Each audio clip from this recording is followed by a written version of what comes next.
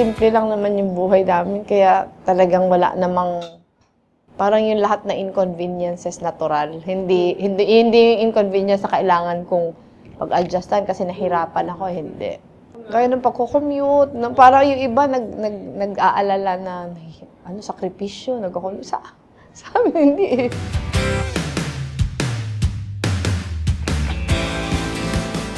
Yung pinaka-konsepto naman sa amin, yung advokasya namin, empowering them through legal education. Na kahit wala na kami doon, kaya na nilang ipagtanggol yung sarili nila kasi naiintindihan na yung karapatan sa ilalim ng batas. Parang life-changing din kasi siya, lalo sa sectors. Kasi talagang lumalakas yung samahan sa sektor pag alam nila na hindi sila pwedeng tapakan kasi alam nila yung karapatan nila sa ilalim ng batas. Parang nakita na namin kung paano nag-change yung communities. Halimbawa, yung mga fishing communities na halos yung mga maliliit na mga mangingisda, wala na silang kita dahil yung mga malalaki, ini-invade yung kanilang fishing space, yung local waters, para yung mga troll, mga malalaking troll, papasukin sila. Tapos helpless sila kasi hindi naman masyadong nag-work yung local governments. Di ba? Sila yung dapat nag-i-implement ng fisheries code, pero mas pinapaboran yung malalaki. So, tinuturuan namin sila, tinetrain namin na sila yung mga maging bantay dagat.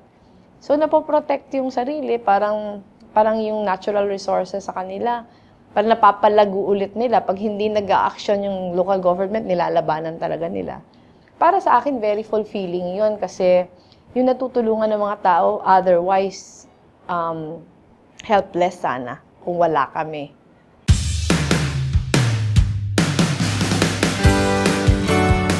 Sa akin, mas fulfilling kasi yung NGO work eh. Parati ko sinasabi sa asawa ko, kaya din siguro naging very supportive siya. Parati ko sa kanya sinasabi na I found myself there. Yun talaga yung trabahong, yung alam mo yun, yung parang gumigising ka sa umaga, parati kang excited magtrabaho. Yun.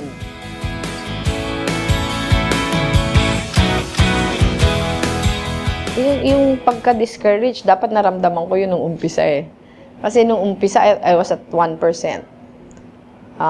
After 2 months, 19%. Mas hopeful. Pero nung umpisa naman, kahit alam kong dehado, tinitingnan ko din kasi yung line-up ng mga kandidato. Sa akin, kung meron sigurong like-minded na dala yung reform agenda, na gusto din nating isulong, na dala din yung paniniwala, hindi naman siguro ako makukumbinsi.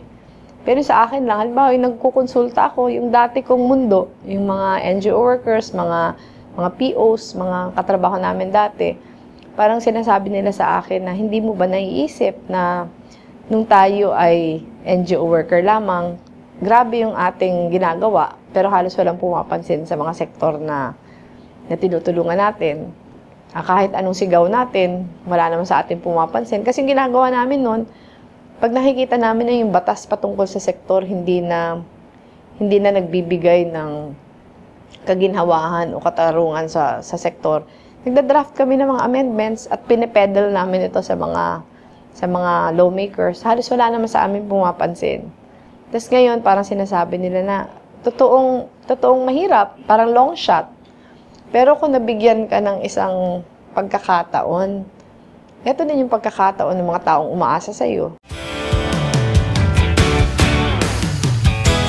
Yung sa akin nga, mas inclusive, mas participatory, mas empowering na klase ng pamumuno. Kaya parang yung emphasis ngayon ng yung Samahang Tsinelas, parang pagpapakita na ang tunay na lakas nasa baba. Wala naman talaga sa taas. Na kailangan, kasi hanggang hindi mo pinaparamdam sa matataas na malakas kayo, hindi kayo papansinin. Kaya kailangan yung potent na political force, yung nasa baba, para mapilitan yung mga nasa taas na dating hindi nakikinig sa atin, na makinig. Ayun naman yung pinaka-essence ng advokasya ngayon, na sinubukan ito sa amin, sa Naga, na mas empowered talaga yung mga basic sectors, mas empowered yung mga tao, mas naging mahusay yung gobyerno sa acceptance na Mas mahusay yung gobyerno sa acceptance na hindi naman siya yung pinakamahusay. Parang yung pinaka-role niya, maging suporta. Yung pinaka-role niya, mas maging inspirasyon para yung mga nasasakupan niya, mas husayan pa yung sarili.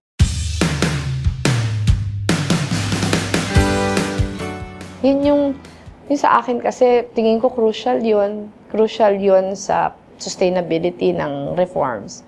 Crucial siya sa pagtulak ng isang klaseng mindset na hindi natitingnan yung tao na tagatanggap lamang. Pero tingnan ng tao na talagang kabahagi. Kasi palagi ko hindi tayo aangat.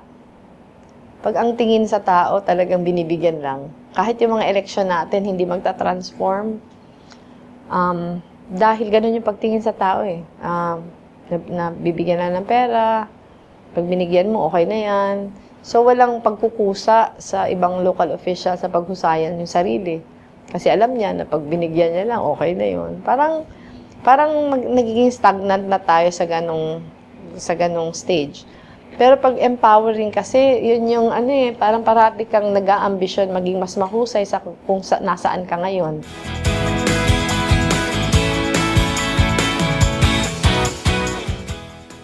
Siguro honest. Kasi, yun, siguro yung integrity.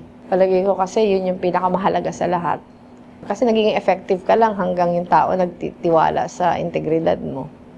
Yun siguro, yung integrity, yung na-maintain yung simplicity ng lifestyle.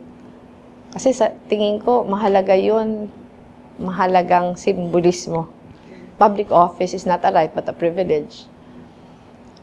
Kasi pag hindi mo na-maintain yung kung sino ka when you first entered public office, parang magiging mahirap na maging inspirasyon ikaw.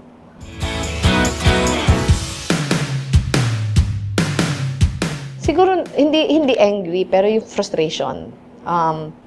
Yung frustration ko lang, yung number one talaga sa akin, yung unreliability.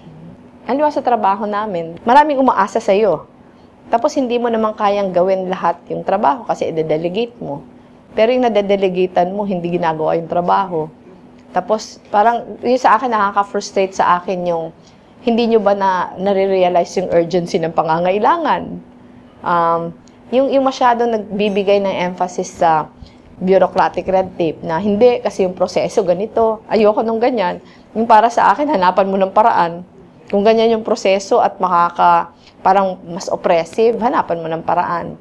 Pero sa akin, parati yung cause of frustration ko, yung may dapat gawin, tapos hindi nagagawa.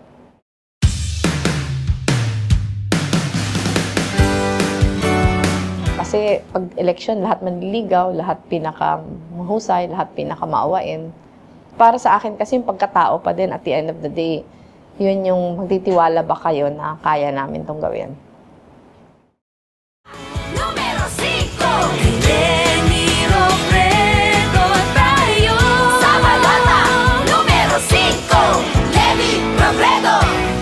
Boto Robredo, número 5 para vicepresidente.